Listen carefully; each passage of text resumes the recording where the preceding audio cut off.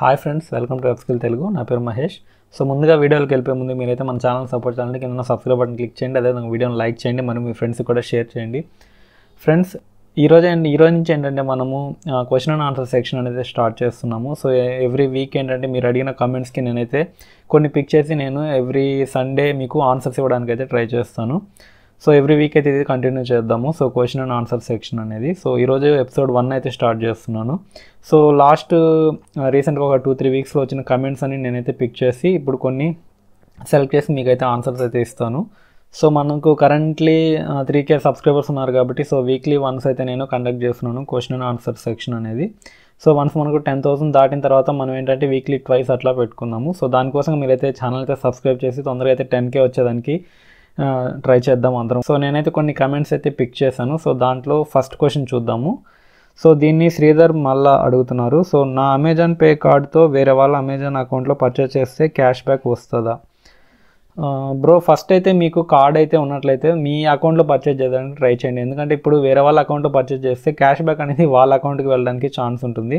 So వాళ్ళకి ఒకవేళ prime account ఉన్నట్లయితే 5% క్యాష్ బ్యాక్ అయితే వాళ్ళ అకౌంట్కి వెళ్ళిపోతుంది. సో అదేవిధంగా లేకపోతే మనకు 3% క్యాష్ బ్యాక్ అయితే వాళ్ళ అకౌంట్కి వెళ్ళిపోతుంది. సో మీరేంటంటే మీ అకౌంట్లో పర్చేస్ చేయడానికి ట్రై చేయండి. ఈవెన్ మీకు ప్రైమ్ అకౌంట్ లేకపోయినా సరే మీరైతే పర్చేస్ చేసినట్లయితే మీకు అట్లీస్ట్ 3% అయినా మీకు క్యాష్ బ్యాక్ అనేది మీ అకౌంట్లో రావడానికి ఛాన్సెస్ అయితే ఉంటుంది.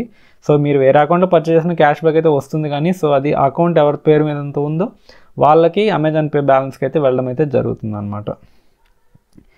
నెక్స్ట్ క్వశ్చన్ చూసినట్లయితే మనకు వెంకటేష్ కొమేరా అడుగుతున్నారు. Bro, how Xampp relate to WordPress? Why Xampp? Without HDocs can we install WP theme manually?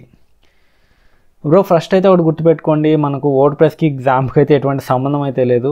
So మనం Xampp ఎందుకు ఇన్స్టాల్ చేస్తున్నామంటే మనకు అపాచీ సర్వర్ కావాలి, అదేవిధంగా డేటాబేస్ కోసం PHP MyAdmin అయితే కావాలి. సో ఈ రెండింటి కోసము Xampp అనేది ఇన్స్టాల్ చేస్తున్నాము. మనం ఒకసారి Xampp ఇన్స్టాల్ చేసినట్లయితే మనకు అపాచీ, టామ్క్యాట్ ఈ సర్వర్స్ అన్నీ బై డిఫాల్ట్ ఇన్స్టాల్ అయిపోతాయి. మనకి ఏ సర్వర్ కావాలంటే దాన్ని అయితే యూజ్ చేసుకోవచ్చు. సో మీరు ఇంకా డేటాబేస్ విషయానికి వచ్చినట్లయితే మనకు PHP MyAdmin అనేది బై డిఫాల్ట్ మనకు Xampలో వచ్చేస్తుంది. సో నేను దానికోసం అయితే Xampని ప్రిఫర్ చేసి నేను ఎవ్రీ ఎగ్జాంపుల్ Xampలో దాంట్లో చెప్తున్నాను. సో మీకు వేరేది కావాలంటే మీకు Xampp ఉంది, అదేవిధంగా మీకు మాన్యువల్గా కూడా మీరు డేటాబేస్ని అయితే ఈ సర్వర్ని అయితే రన్ చేసుకొని మీరు వర్డ్ప్రెస్ని అయితే యూజ్ చేసుకోవచ్చు అనమాట. స్పెసిఫిక్గా Xampే వాడాలని అయితే ఎటువంటి రూల్ అయితే లేదు. సో ఇంకా థర్డ్ కామెంట్ చూసినట్లయితే మనకు వినయ్ గోవాడ అడుగుతున్నారు. So bro, credit card only షాపింగ్కి మాత్రమే యూజ్ అవుతుందా? అంటే రీఛార్జెస్, బజాజ్ ఫైనాన్స్ ఇంకా పోస్ట్ పెయిడ్ బిల్ పే చేయడానికి ఉపయోగపడదా? Please reply bro. బ్రో, ఒకటి గుర్తుపెట్టుకోండి, క్రెడిట్ కార్డ్ అనేది మ్యాక్సిమం మీరు ఆన్లైన్లోనే యూజ్ చేస్తారు. ఎందుకంటే మీకు ఫిజికల్గా అయితే మనీ అయితే దీని ద్వారా అయితే తీసుకోలేరు. ఒకవేళ తీసుకున్నా కానీ మీరు ఇంట్రెస్ట్ అయితే చాలా ఘోరంగా వేస్తారు. ఇంట్రెస్ట్ రేట్లు అయితే మీరు ఏటీఎమ్స్లో విత్డ్రా చేయడానికి కూడా ఉండదు. సో ఒకవేళ విత్డ్రా చేసినా కానీ మీకు ఈవెన్ మీరు 100 రూపీస్ తీసినా మీకు 500 ఫైన్ పడ్డా, కొంతమందికి 500 వరకు అయితే ఫైన్స్ పడ్డాయి. సో దానికోసం మీరైతే మ్యాక్సిమం దీన్ని అయితే ఏటీఎమ్స్లో ఎక్కడ యూజ్ చేయకండి. మీరు రీఛార్జెస్, బిల్ పేమెంట్స్ అంటున్నారు కాబట్టి మీరు కంపల్సరీ బిల్ పేమెంట్స్ కోసం అయితే క్రెడిట్ కార్డ్ అయితే యూజ్ చేసుకోవచ్చు. అదేవిధంగా రీఛార్జ్ కూడా చేసుకోవచ్చు. మీరు ఆన్లైన్లో షాపింగ్ చేసుకోవచ్చు. అవుట్లెట్స్లో కూడా మీకు షాపింగ్ అవుట్లెట్, బిగ్ బజార్ ఇట్లాంటి వాటిలో అయితే మీరు ఎక్కడైనా యూజ్ చేసుకోవచ్చు. ఈవెన్ మీరు బజాజ్ ఫైనాన్స్లో కూడా కార్డ్ అయితే యూజ్ చేయొచ్చు, కానీ మీకు బజాజ్ కార్డ్ మీద అయితే ఎక్కువ డిస్కౌంట్స్ వచ్చేదానికి ఛాన్స్ ఉంటుంది. అదేవిధంగా నో కాస్ట్ ఈఎంఐస్ కూడా ఎక్కువ బజాజ్ కార్డ్ ఉంటే మీకు బజాజ్ ఫైనాన్స్ మీద ఎక్కువ వచ్చేదానికి ఛాన్స్ ఉంటుంది. కాబట్టి మీరు బజాజ్ ఫైనాన్స్ కార్డ్ అయితే ట్రై చేయండి. ఇంకా నెక్స్ట్ క్వశ్చన్ చూసినట్లయితే మనకు యోజిడాజికా, ఏదో డిఫరెంట్గా ఉంది నేము. So anyway, hi bro, prime or నెట్ఫ్లిక్స్లో ఎంఐ బాక్స్ యూజ్ చేసి మూవీస్ డౌన్లోడ్ చేసుకోవచ్చా? Please reply.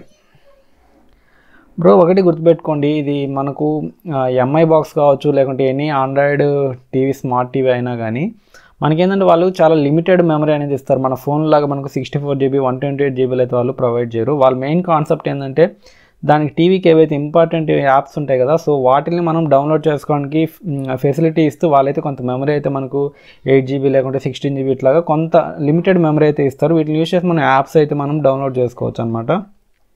So దానికోసంగా main thinking వచ్చి ఆ యాప్స్ కోసం ఉంటుంది. సో దానికోసం వాళ్ళైతే చాలా లిమిటెడ్ ఇస్తారు. ప్రస్తుతానికైతే ఎటువంటి డౌన్లోడ్ ఆప్షన్ అయితే మనకు టీవీ ఓఎస్లో అయితే లేదు, ఆండ్రాయిడ్ టీవీ ఓఎస్లో అయితే లేదు.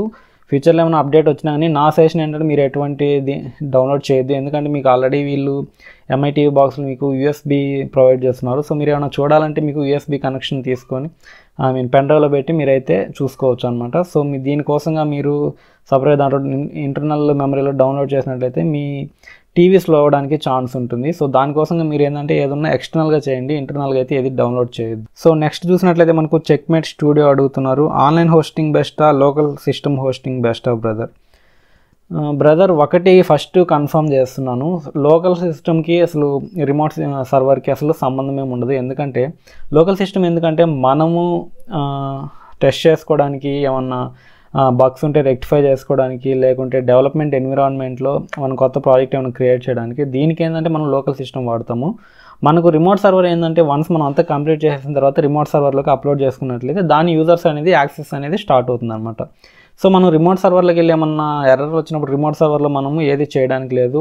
ఆ రిమోట్ సర్వర్లో డేటాను మొత్తాన్ని డంప్ చేసుకుంటాం. ఫస్ట్ మనం లోకల్ సర్వర్లో డంప్ చేసుకొని ఆ రిమోట్ సర్వర్లో ఎటువంటి ఎన్విరాన్మెంట్ ఉందో సేమ్ ఎన్విరాన్మెంట్ని అయితే మనం లోకల్ సర్వర్లో క్రియేట్ చేసుకొని, సో ఆ ఎన్విరాన్మెంట్లో మనం ఏంటంటే సేమ్ ఎన్విరాన్మెంట్ కాబట్టి టెస్టింగ్ అనేది అన్నీ చేస్తామన్నమాట. రియల్ టైంలో టెస్టింగ్ చేసినప్పుడు సో ఇక్కడ ఏమైనా ఎర్రర్ వచ్చిందంటే కంపల్సరీ రిమోట్ సర్వర్లో ఎర్రర్ వస్తుందన్నమాట. సో దీనికోసంగా సేమ్ ఎన్విరాన్మెంట్ అయితే మనం లోకల్లో క్రియేట్ చేసుకుంటున్నాము. సేమ్ అపాచీ సర్వర్ అన్నీ ఇక్కడ క్రియేట్ చేసుకుంటున్నాం అనమాట లోకల్లో, Xampp యూజ్ చేసి డేటాబేసెస్ ఇవన్నీ. సో దీనికోసంగా అయితే డౌన్లోడ్ చేస్తున్నాము. సో దీనికి దానికి ఎటువంటి సంబంధం అయితే ఉండదు, లోకలే, రిమోటే అనమాట. ఓకే, నెక్స్ట్ క్వశ్చన్ రవితేజ అడుగుతున్నారు. ఐసిఐసిఐ క్రెడిట్ కార్డ్ యూజ్ చేయకపోయినా ఇంట్రెస్ట్ అండ్ ఛార్జెస్ పడతాయా? బ్రదర్, ఒకటి ఐసిఐసిఐ కాదు, ఎటువంటి క్రెడిట్ కార్డ్ మీరు యూజ్ చేయకపోతే ఎటువంటి ఛార్జెస్ అయితే పడవు. సో మీరేంటంటే యాన్యువల్ ఛార్జెస్ అయితే ఎటువంటి క్రెడిట్ కార్డ్ కానీ యాన్యువల్ ఛార్జెస్ ఉంటాయి. సో కొన్ని బ్యాంక్స్ ఏంటంటే యాన్యువల్ ఛార్జెస్ అయితే కొన్ని క్రెడిట్ కార్డ్కి అయితే ఉండవు. సో అదేవిధంగా కొంతమంది ఏంటంటే మీకు 50,000 పైన యూజ్ చేసినట్లయితే మీకు యాన్యువల్ ఛార్జెస్ అనేది తీసేయడం అయితే జరుగుతుంది. సో మీరు అట్లాంటివి చూసి అయితే క్రెడిట్ కార్డ్ని చూస్ చేసుకోండి. మీకు మ్యాక్సిమం కొన్ని అయితే మీకు లైఫ్ టైమ్ ఫ్రీ క్రెడిట్ కార్డ్స్ని అయితే ప్రొవైడ్ చేస్తున్నాయి. సో ఇప్పుడు చూసినట్లయితే మనకు Amazon pay, ICICI credit card కూడా మీకు లైఫ్ టైమ్ ఫ్రీ కార్డ్ అనమాట. సో ఇట్లాంటివి మీరు తీసుకోవడానికి ట్రై చేయండి, మీకు ఎటువంటి ప్రాబ్లం అయితే ఉండదు. సో ఇయర్లో మీరు కంప్లీట్ పక్కన పెట్టినా కానీ మీకు ఎటువంటి ఛార్జెస్ అయితే పడవు. మీకు ఛార్జెస్ ఎప్పుడు పడతాయంటే వన్స్ మీరు షాపింగ్ ఏదైనా చేసి దానికి డ్యూ డేట్ లోపు మీరు బిల్ అయితే పే చేయకపోతే వాళ్ళ ఇంట్రెస్ట్ ఛార్జెస్, అదేవిధంగా లేట్ ఫీ ఛార్జెస్ అయితే మీకు మీ క్రెడిట్ కార్డ్ మీద వేయడం అయితే జరుగుతుంది అనమాట. అప్పటి వరకు అయితే మీకు ఎటువంటి ఛార్జెస్ అయితే పడవు. ఇదొకటి గుర్తుపెట్టుకోండి. ధనంజయ్ అడుగుతున్నారు. Great job, thank you skill master, thank you. My first question is, after installation, is it requires domain name, hosting, etc. Then please upload how to connect domain name with hosting to the website. Once again, thank you. Brother, ఇది ఏంటంటే already నేను remote సర్వర్లో వర్డ్ప్రెస్ని ఎట్లా upload చేయాలనేది ఒక video చేస్తున్నాను. So దాంట్లో maybe domain name connection process అయితే లేదనుకుంటా. సో మీరు నా సజెషన్ ఏంటంటే మీరు డొమైన్ హోస్టింగ్ ఒకే సర్వీస్ ప్రొవైడర్ దగ్గర తీసుకోండి. ఎందుకంటే మీరు 2 డిఫరెంట్ సర్వీస్ ప్రొవైడర్స్ దగ్గర మీరు డొమైన్ హోస్టింగ్ విడివిడిగా తీసుకున్నట్లు ఏంటంటే ఈ రెండింటిని లింక్ చేయాల్సి ఉంటుంది అనమాట. సో అప్పుడు ఏమవుతుందంటే హోస్టింగ్కి ఒక నేమ్ సర్వర్స్ ఉంటాయి, ఆ హోస్టింగ్కి ఉన్న నేమ్ సర్వర్స్ తీసుకొచ్చి ఇక్కడ డొమైన్ యొక్క డిఎన్ఎస్లు ఇవ్వాల్సి ఉంటుంది. సో ఇక్కడ ఇచ్చినప్పుడు ఏంటంటే ఈ రెండు కనెక్ట్ అవుతాయి అన్నమాట. సో అంత ప్రాబ్లం లేకుండా మీరైతే ఒకే హోస్టింగ్లో తీసుకున్నట్లయితే బై డిఫాల్ట్ మీరు ఒక హోస్టింగ్ ఒక డొమైన్ తీసుకున్నట్లయితే మీ సర్వీస్ ప్రొవైడర్ ఆ రెండింటిని కనెక్ట్ చేసి మీకు ఇవ్వడం అయితే జరుగుతుంది. సో బెస్ట్ అయితే మీరు ఒకే సర్వీస్ ప్రొవైడర్ అయితే ఈ రెండు తీసుకోవడానికి అయితే ట్రై చేయండి. ద కామికల్ కెనేడియన్ అడుగుతున్నారు. I genuinely enjoyed your content. I smashed the subscribe button with notification icon on. So thank you brother, మీ నుంచి కోరుకునేది అదేను. నా సపోర్ట్ ఎప్పుడు ఇట్లానే ఇస్తూ ఉండండి. సో ఇట్లాంటి ఇన్ఫర్మేటివ్ వీడియోస్ని అయితే నేను తీసుకొస్తూ ఉంటాను, అదేవిధంగా గ్యాడ్జెట్ వీడియోస్ని కూడా తీసుకొస్తూ ఉంటాను. Thank you brother once again. So మనకు జయాదిత్య బాలాజీ అడుగుతున్నారు. అయితే వర్డ్ప్రెస్తో ఒక ఈకామర్స్ వెబ్సైట్ క్రియేట్ చేస్తే అంత పేరు రాదా?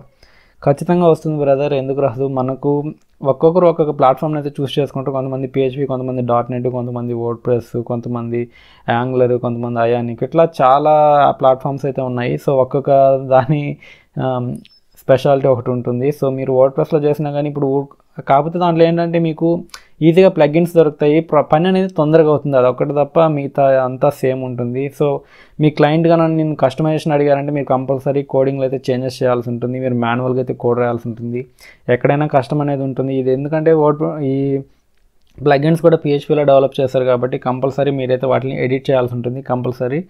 సో మీకు ఇక్కడ కూడా కష్టం అయితే ఉంటుంది, ఏదైతే ఈజీగా అయితే రాదు, దేని వాల్యూ దానికైతే ఉంటుందన్నమాట. సో లక్ష్మీనారాయణ అంటున్నారు. థ్యాంక్ యూ శ్రీ మహేష్ గారు, your videos are more valuable for me to create websites and more blogs. So thank you Lakshminarayana గారు సపోర్ట్ చేసినందుకు. సో నా మెయిన్ ఇంటెన్షన్ ఏంటంటే నేను చేసే వీడియోస్ ఒక్కరికి యూజ్ అయినా నాకైతే చాలా హ్యాపీగా ఉంటుంది. సో నేను ఎందుకని ఎప్పుడు వ్యూస్ని ఏం చూసుకోవట్లేదు, జస్ట్ నా వీడియోస్ని చేసుకుంటూ వెళ్ళిపోతున్నాను.